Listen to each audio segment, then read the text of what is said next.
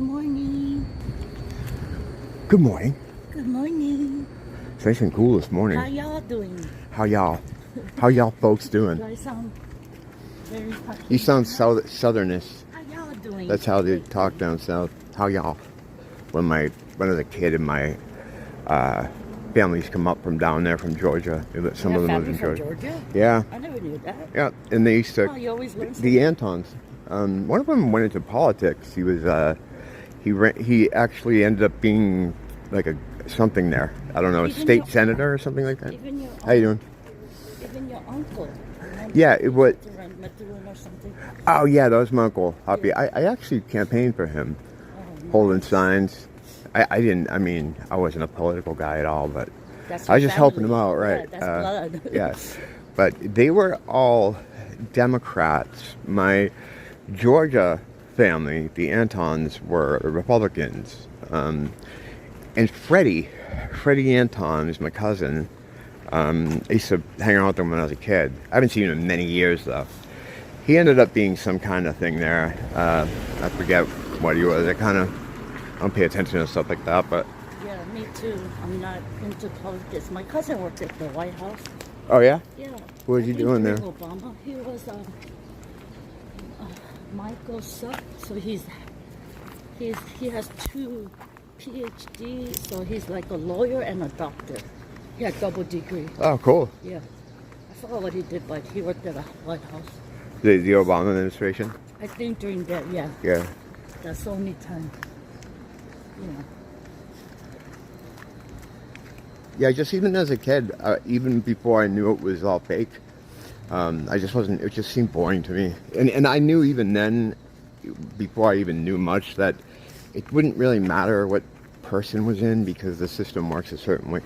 I remember being a little kid and there was an abandoned farm or abandoned barn beside the road heading up into New Hampshire, and it had a spray painted graffiti on it that said, "No matter who you vote for, the system always wins." And I was like, yeah, what does that mean, you know? Years later, it's like, yeah, you know, that graffiti was right. We should have listened to the graffiti. So yeah, I knew there was something about it that didn't make sense. When I'd go with my dad voting, because he would tell me what guys to vote for, local guys that he wanted in, you know. And when we were living together in Lawrence, me and my dad, I'd always go voting with him. And I'd go in there, I saw all these blue-haired older ladies. There's usually a veteran sitting there, older dude. These are all old people. Mm-hmm. We'd go in the booth, I'd write my thing, and I'd put it in a box, like a big box with a little slot in it. You were over 18. Oh yeah, it had to be. Yeah, you have to be over 18 to vote. Like 14. No. No, when I was with my dad in Lawrence, that was 2001 till I moved in there in Lawrence, where we used to live. We and I lived for a while. And so we used to put our little thing in the box, right? I didn't know you hung out with your dad that much. No, not at all. It was just a case of, hey, come vote with me, because he wanted me to vote for people. Okay. So I'd go with him. Oh, just to help him out. Yeah, we wouldn't pal around too often, but we'd do stuff together sometimes. Right. We'd go out for breakfast in the morning sometimes, if we, if his schedule was lined up, whatever. Probably wanted to look good to get more allowance.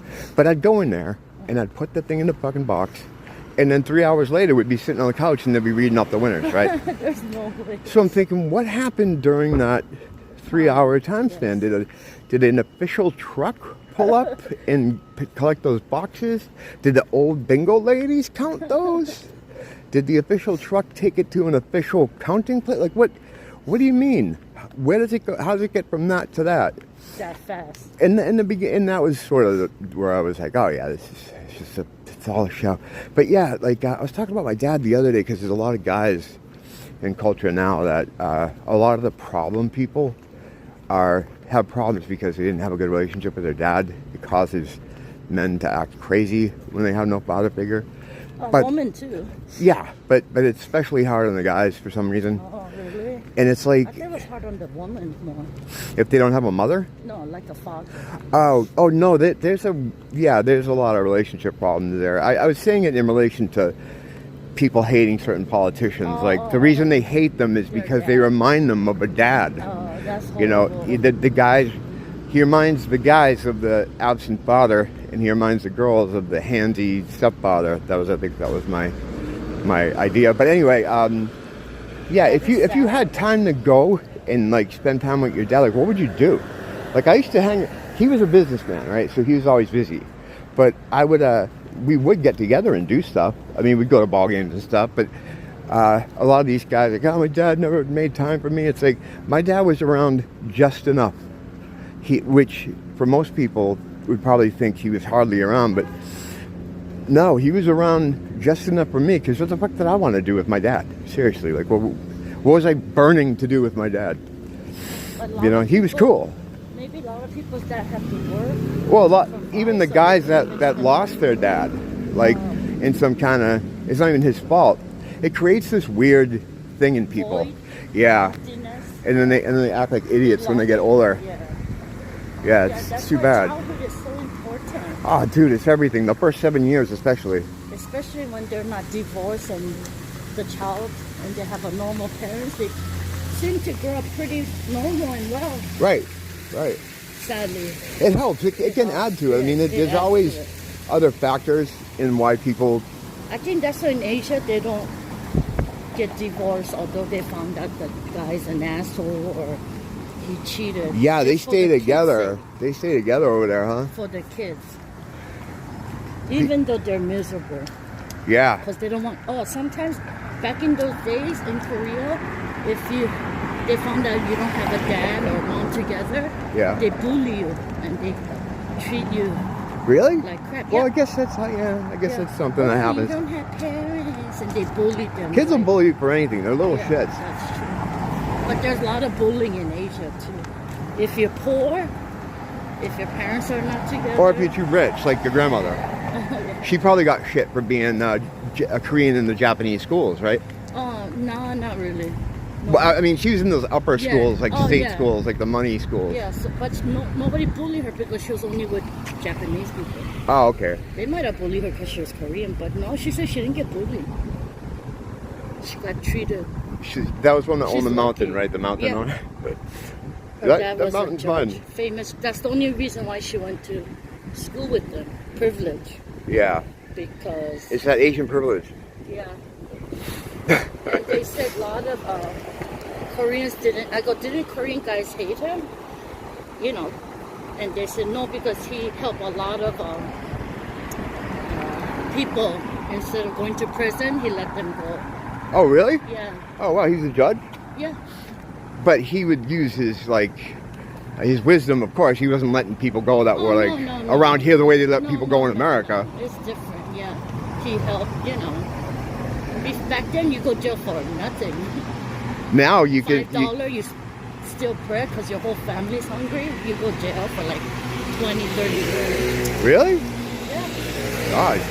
I think it was like that in America too. Oh yeah, there was a time when we used to enforce laws and people would go to jail for long sentences Yeah, for things. like stealing a bread. Now it's all Lifetime. narrative driven. The Now the court system. Look at O.J. Simpson. He doesn't even go to jail. Yeah, well, he did for a while on a civil case, but Yeah, that was but later not on. for the real Not case. for the thing. Even though the whole world knew. Anthony Casey, she didn't go to jail. She killed her baby. Is she but- still out? Yeah, Really? of course. Yeah, that's kind of crazy. And then guys go to jail for having weed. Yeah, that's Oh my so God, there's still fucked guys locked up over weed. Now it's legal. What do they do about that? up. I don't know. I think And- they just stay in there And the people that deal weed, it's like, because it wasn't legal back then. such a drag. Or people who go to jail for being they're innocent and they're like, Yeah.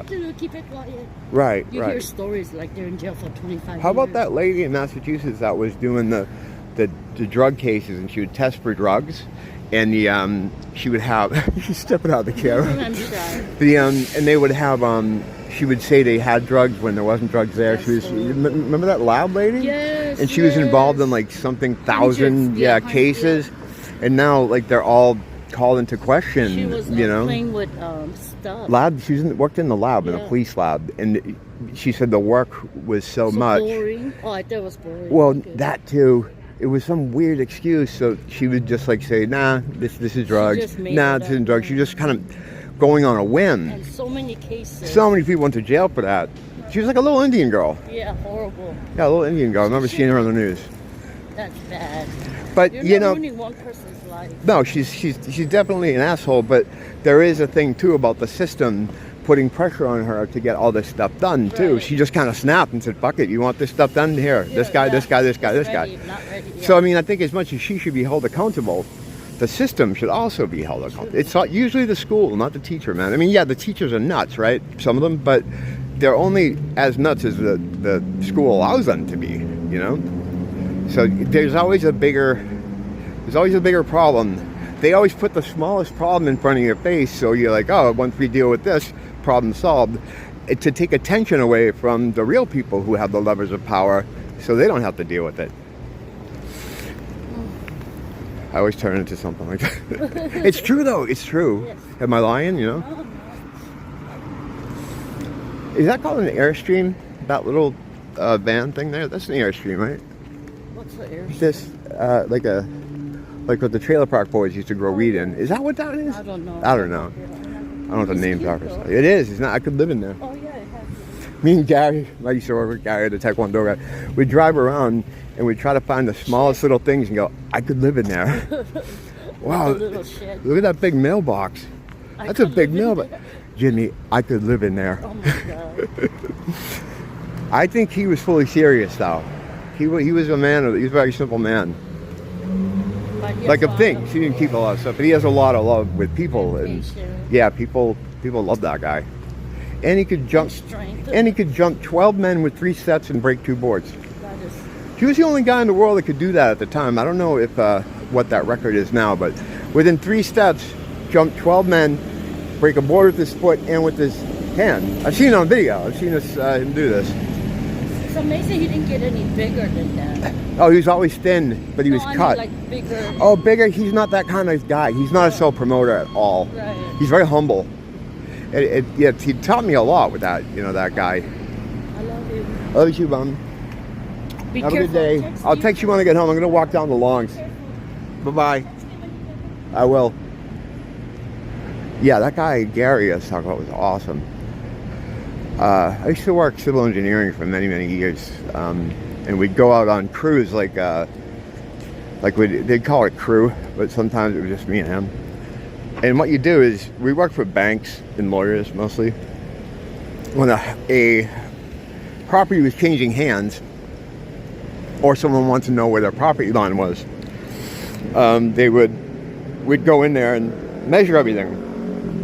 But we also did layouts for giant commercial buildings, worked on bridges, worked on pretty much everything. And in all that time, all those years of working, all the math, all the mathematics, it's a big math thing, we never, ever, not once, accounted for Earth's curvature. It wasn't even talked about. And they say for every mile, you're supposed to add 6 inches or for the curvature. Bridges wouldn't be able to stand if we did that. Buildings would be fucked up. You can't be, man, an inch is way too much. A half inch is too much sometimes. It's like, it's a half inch. Oh, we gotta redo this again. You gotta be precise with this shit. So to say that you're supposed to give 6 inches for every mile, that's just not true. It's just a lie. I mean, isn't debatable. I worked in the field for, God, when did I start? As a teenager. When I started, and I worked right up until on and off. Like there were times when I worked a lot, times when I didn't work that much. Up until like 2016 or something like, no, maybe I think 2015 was the last thing I did. We did a building layout in Lawrence. They were sometimes when they do additions to buildings, the surveyors have to come out and look at everything. And you go in the building and you just measure everything. The walls.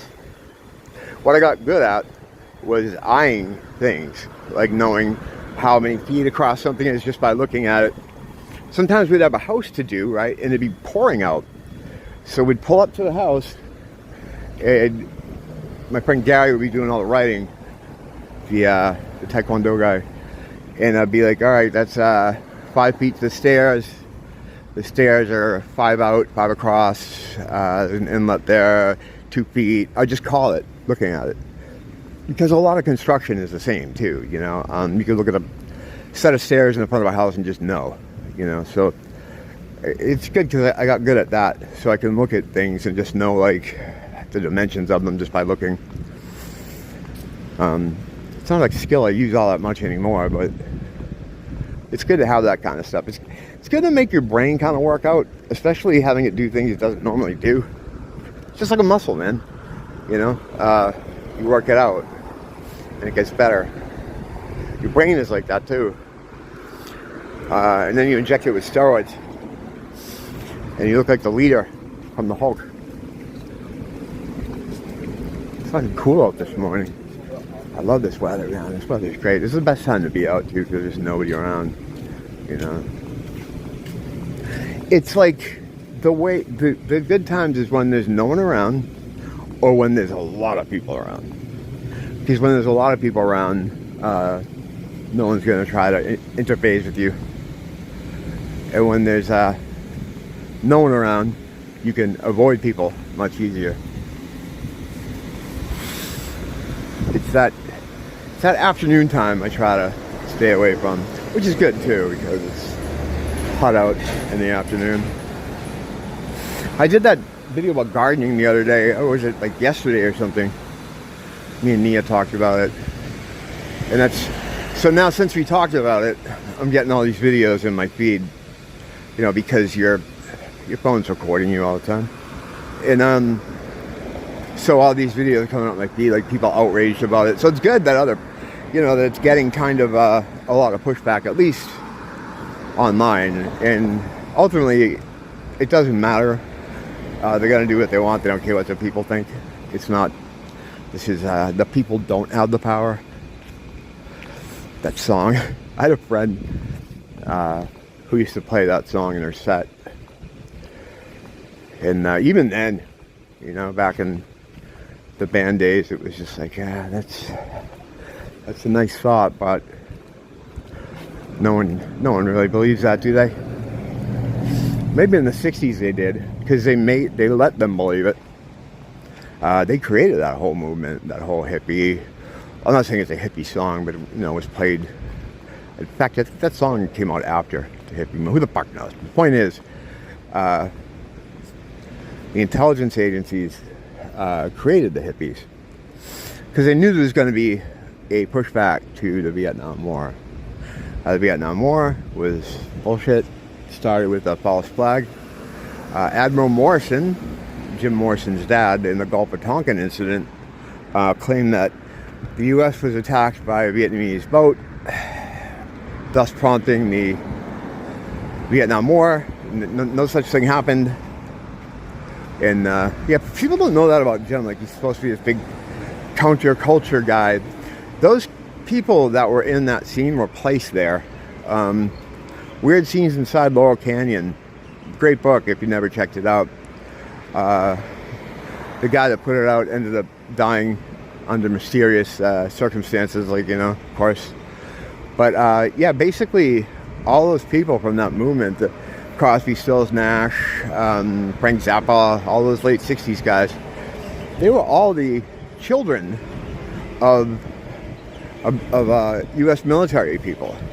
And high up there U.S. military people. Some of them worked in nuclear weapons, some worked in MK Ultra. I think Zappa's parents were chemical kind of engineers or something. Yeah, they're all from these different bands. The bands are all from different parents in this clique. And it's funny, Zappa was he was the clap back toward the hippies. They created the hippies. CIA came up with the name hippie. And then they created Zappa as a guy that could run counter to them, controlled opposition. They always create their opposition to what they think there's going to be opposition to. And because they know there will be people. So what they do is they put their people in control of that opposition. So when new people are like, yeah, that sucks too, their guy can be like, yeah, we're going to fight them back, you know, and then you join up with him. That still goes on today. That is still a method used today. And that's why, you know, when you see people trying to push for these groups, whether it's Boogaloo Boys or whatever, Gavin McGinnis, that is his thing, right? Oh, no, Proud Boys. It's like, you don't ever want to be involved in anything like that, or state allegiance to, or you know, try to support in any way, because it's a trap. It's just to get you, you know.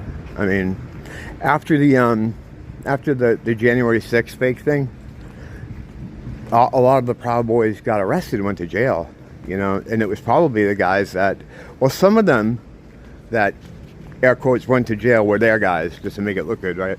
Because they have to do this. And then and most of the people that got busted were the ones that came on later, who the movement was already there for them. So yeah, so they had this hippie movement, but then they created the opposition to the hippies, and that was Frank Zappa, and that was his deal. And these guys are still, you know, enormously talented musicians. They, no matter who writes it, if these are Tavistock written musical pieces, you know, they still have to perform it, and they still have to get it across, you know, and they were good at what they did. But basically, the way I think it kind of is you have these families that these big families that kind of run the world, 13 of them, and then it almost seems like, hey, Dad, I want to be a rock star. And they're like, all right, so we're going to put this person here, or a pop star, or whatever. And then they just lobby for their kid to get to play the part, because they're all parts. It's like a movie all the time, 24/7, all around you. This reality is a performance. All the world's a stage, for sure. These people are performing for you. They have to perform for you because they have to keep your attention all the time. They have to jump up and down and dance and sing and fucking have wars in different countries and talk, you know, play sports ball. They have to do all that shit to keep you from having a minute to yourself where you sit there and go, hey, wait a minute. They don't want that. They can't have that. They can't let you have that, hey, wait a minute. Because if they let you have that, they're fucked. They're really fucked.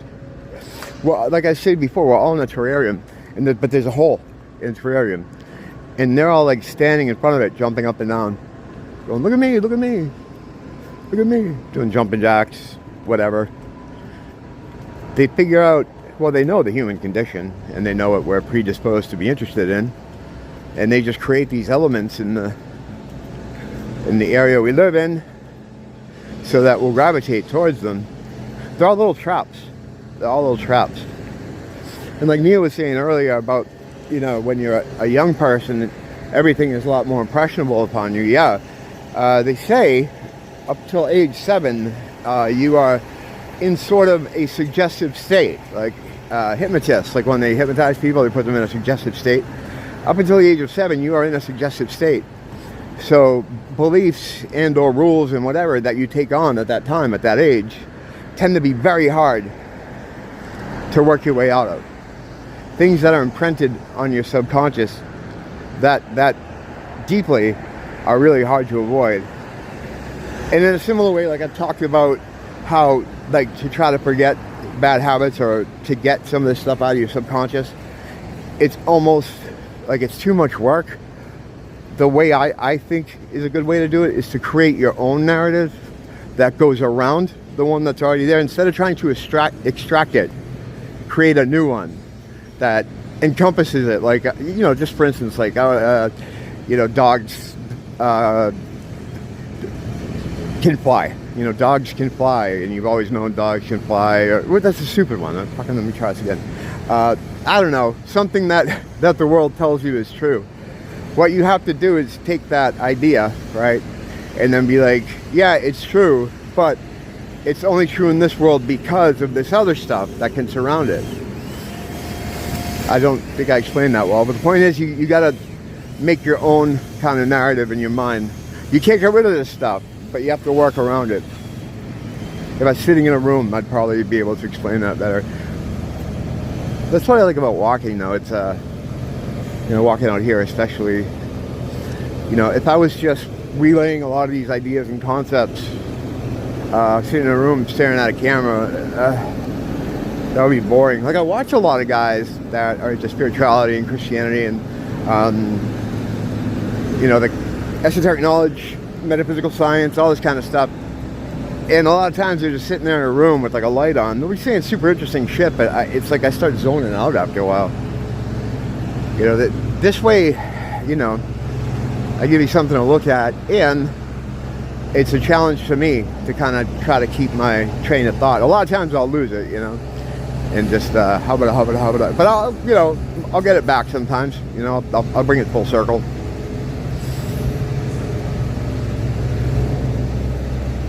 Yeah, this is wonderful this time of day. It's not even 6 o'clock yet. Right now it's probably like 5:45 or something like that. It's great. Just no one to bother you. This is the best time. That's a cool little thing. Now I always stop and look at that place and go, oh, that's cool. But it's I've already, in my subconscious, I've already checked it off as a place I can't go into, because when we had the thing going on a couple of years ago that everyone wants us to forget about now, and if we talk about it, we're all right. But this thing that happened a couple of years ago, I don't know, something you may have heard of. It was called the War of 1812.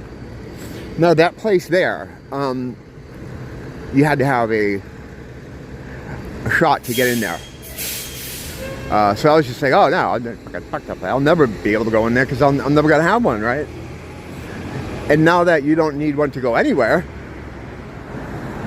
that's a fucking funny situation. These places are already crossed off in my mind. They're already like X'd out, so that I'm just like, my subconscious is like, oh, you can't go in there. It's pretty funny, like that was the case, like just a few years ago. They made a second class of citizen in this country. And people gleefully went along with it. Gleefully, very happy to do so. Like, I call people robots and shit, and I'm always kind of bagging on them. But they're the same people that wanted me in a fucking camp. Sorry, I tried to light my cigarette. Yeah, so that's why I don't have a lot of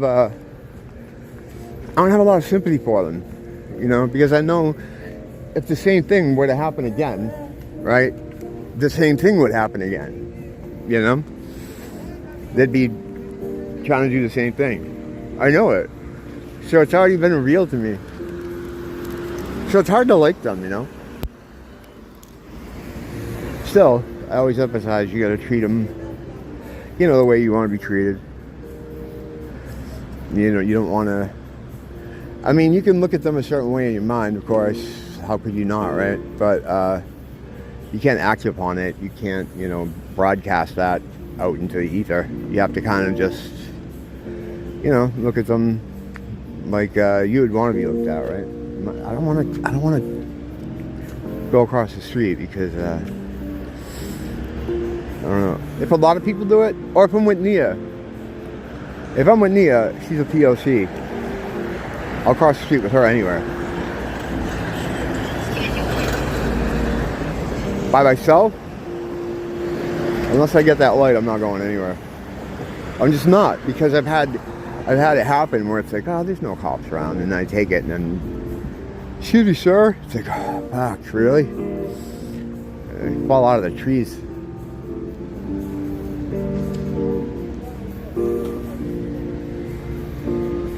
That's a nice little park type thing. It's always here, but it looks cool with the lights. I'm gonna take a walk through there, and because of that, I'm gonna put this cigarette out because I don't want to deal with any bullshit from people. They get real mad about that stuff here. But, well, it's a crime here. Like, it's literally, if you get caught smoking in the wrong place, you have to go to criminal court. I've had to do that, and I was with my friend, and he went in no contest. You know, that's what he said. I said guilty. You know, when they asked me, and because you know, I was trying to make a point, which is stupid, because I don't know if that's good for my record or whatever. That is kind of non-existent. I don't really have a criminal record, except maybe that. You know, because you can look at it and be like, oh, what's this guy guilty of? Oh, smoking near a park? That's stupid. And it's like, yeah, that is stupid. That's Hawaii. Pretty stupid. It's like a supermodel here. Beautiful. But it's dumb. It's dumb. Yeah, this place closed up too. It was always kind of happening too. There's always people here when I used to come through here. Only every day. That's it. That was it. They'll walk through the lights. Great, huh? Alright. I'm not going to keep you here any longer. We've already done a half hour. But yeah, I'll be back later. See if anything's happening. I haven't done like a night video in a while. So, well, this looks like night now, actually. But, yeah, I'm going to go out and do something during tonight, because it's Friday night. It's usually a lot of crazy stuff going on, so I'll take the perimeter walk through the neighborhood. Just a small crowd today. There's usually a really big, long line there, because they, Japanese tourists like the gift bags at this place. I guess they're like sort of valuable in the secondary market. They're collector's items, I guess. Nia informed me of this because I didn't know what they were doing. I just used to see them out there all the time. All right, we'll meet up later. Until then, as always, don't blame the teacher, blame the school.